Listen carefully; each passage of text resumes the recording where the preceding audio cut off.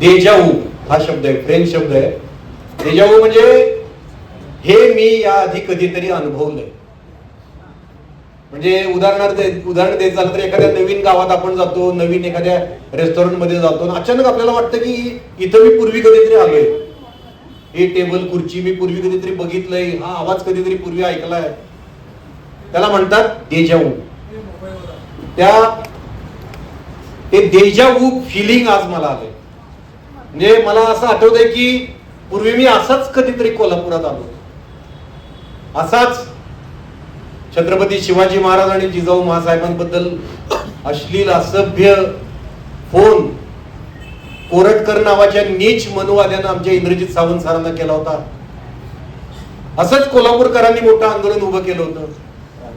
अशीच शाहू स्मारकात सभा झाली होती आणि असंच मला बोलवलं होतं. मला आठवतंय की मी गोव्यात होतो, सरांचा फोन आला, मग तिथून मुंबईला गेलो, तिथून नाशिकला आलो आणि इकडे आलो तातडीने. एका रात्रीत मी इकडे आलो आणि ती सभा झाली. त्या दिवशी आपण क्रांतीचा एल्गार पुकारला होता. असंच म्हटलं होतं की ही सुरुवात आहे. तो दिवस होता 27 मार्च 2025. मला असं वाटतं की त्या दिवशी आपल्याला झोप लागली आणि आज जागा झालोय आपण. 4 मे 2026. आज प्रशांत आंबी या आपल्या लढवय्या मित्राला असाच फोन आला.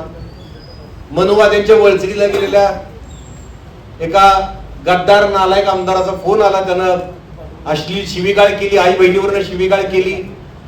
पुन्हा एकदा छत्रपती शिवाजी महाराजांचा अपमान झाला. पुन्हा आपण आंदोलन उभं केलंय, पुन्हा शाहू स्मारकात जमलोय, पुन्हा मी आलोय. आता मला जरा थेट आणि स्पष्ट बोलायचं. त्यावेळी क्रांतीचा एल्गार करणारे लोक आपण मधल्या काळात झोपी का गेलो?